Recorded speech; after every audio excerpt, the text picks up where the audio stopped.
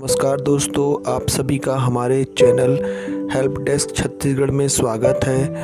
आज मैं आपके समक्ष इतिहास के सुपर 21 प्रश्न लेके आया हूं जो आगामी प्रतियोगी परीक्षाओं की दृष्टि से बहुत ही महत्वपूर्ण है। इन प्रश्नों के उत्तर सचित्र वर्णन किए गए हैं। इसके अंतर्गत पहला प्रश्न है, सिंधु घाटी सभ्यता के सिक्के किस धातु से बने थे? विकल्प है तांबा, कांसा, लोहा और सैल खड़ी। तो अभी तक खुदाई से प्राप्त सिक्कों के आधार पर यह पता चलता है कि यह सिक्के सैल खड़ी धातु से बने हुए थे। इसी प्रकार दूसरा प्रश्न है, सिंधु घाटी सभ्यता के लोग किस जानवर से अपरिचित थे? तो इसका विकल्प है गाय, बैल, घोड़ा और हाथी। तो इस प्रश्न का सही उत्तर है सिंधु घाटी सभ्यता के लोग घोड़ा से अपरिचित थे। इसी क्रम में तीसरा प्रश्न है, हड़प्पा नामक स्थल किस नदी के किनारे स्थित था? तो विकल्प है सिंधु नदी, रावी नदी, भोगवा नदी और सतलज नदी। तो इसका सही उत्तर है हड़प्पा नामक स्थल रावी नदी के तट पर स्थित था। अगला प्रश्न है, शतरंज खेल का प्रारंभ किस देश में हुआ? तो शतरंज खेल का प्रारंभ के विकल्प हैं इंग्लैंड, भारत, चीन और इराक। तो इसका सही उत्तर है भारत। शतरंज खेल का प्रारंभ भारत देश में हुआ। इसी प्रकार अगला प्रश्न है, इंडिका नामक पुस्तक किसकी रचना थी? तो इस प्रश्न का विकल्प दिया हुआ है चाणक्य, अरस्तु, अश्वघोष और मेगस्थनीज। तो इस प्रश्न का सही उत्तर है बच्चों, इंडिका नामक पुस्तक के रचयिता मेगस्थनीज जी थे।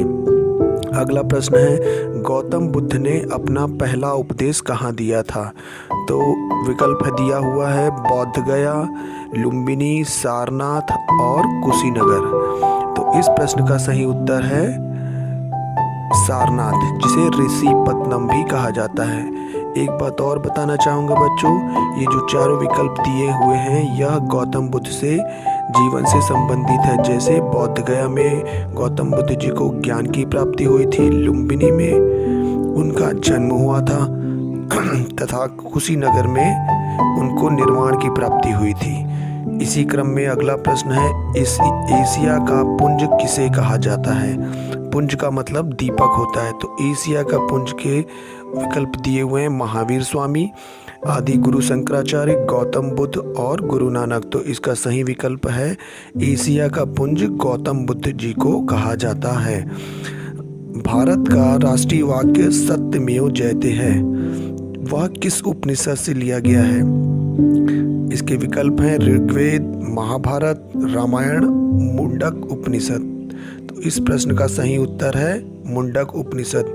भारत का जो राष्ट्रीय वाक्य है सत्यमेव जयते, वह मुंडक उपनिषद से लिया गया है।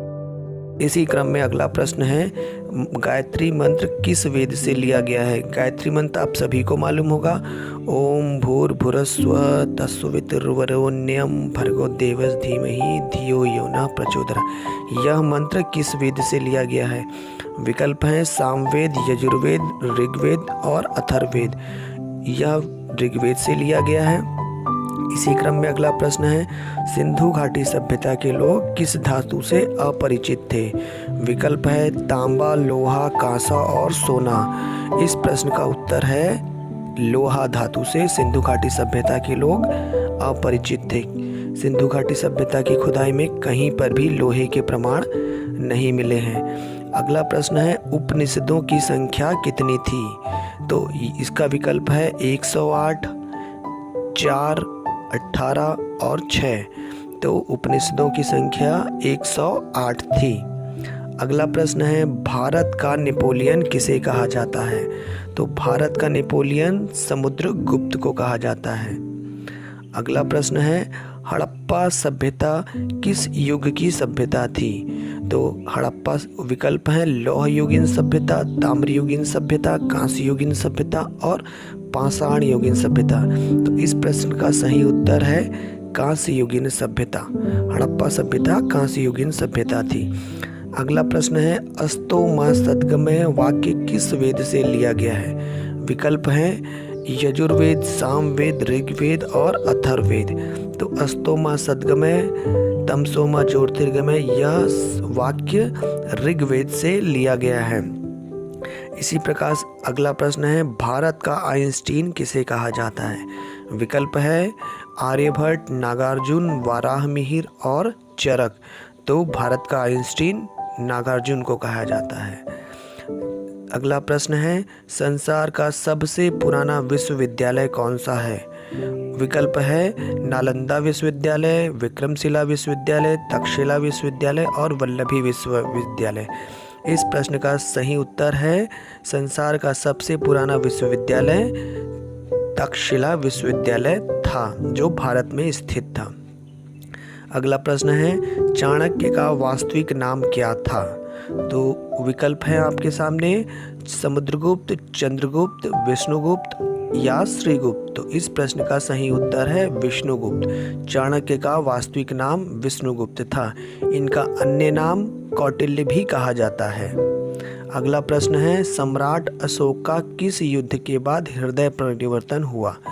तो विकल्प है आपके सामने उज्जैन युद्ध, कलिंग युद्ध, मगध युद्ध या गांधार युद्ध।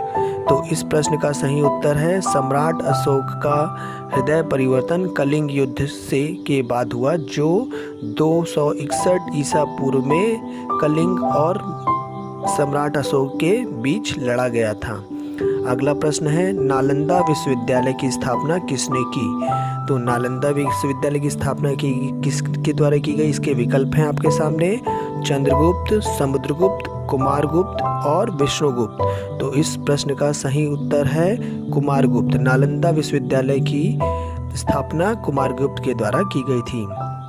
अगला प्रश्न है, सम्राट अशोक ने किस नाम की उपाधि धारण की थी? तो सम्राट अशोक ने उपाधि धारण की थी, इसके विकल्प हैं आपके सामने प्रियदर्शी, देवदर्शी, जनदर्शी या जगदर्शी। तो इस प्रश्न का सही उत्तर है सम्राट अशोक ने प्रियदर्शी की उपाधि धारण की थी। अगला प्रश्न है, रक्त का प्यासा, पागल बादशाह, धनवानों का राजकुमार किस बादशाह को कहा जाता है? इस प्रश्न का उत्तर है के विकल्प आपके सामने हैं अलाउद्दीन खिलजी, मोहम्मद बिन तुगलक, फिरोज शाह तुगलक और कुतुबुद्दीन ऐबक। तो इस प्रश्न का सही उत्तर है मोहम्मद बिन तुगलक को उक्त उपाधियों से सम्मानित किया गया था। मतलब भारतीय इतिहास में मोहम्मद बिन तुगलक को रक्त का प्यासा, पागल बादशाह, धनवानों का राजकुमार या सन की बादशाह भी कहा जाता है। यह सभी प्रश्न आगामी प्रतियोगी परीक्षाओं की दृष्टि से बहुत ही महत्वपूर्ण है और यह माना जाता है कि यह प्रश्न अक्सर दोहराए जाते हैं, इसलिए इन प्रश्नों को आप देख लीजिए। मेरे द्वारा इन प्रश्नों का उत्तर चित्रों के माध्यम से भी समझाया गया है ताकि आप लोगों को समझने में बहुत आसानी हो। धन्यवाद दोस्तों, आप हमारे चैनल हेल्प डेस्क छत्तीसगढ़ को सब्सक्राइब करिए और अधिक जानकारी के लिए हमसे जुड़े रहिए।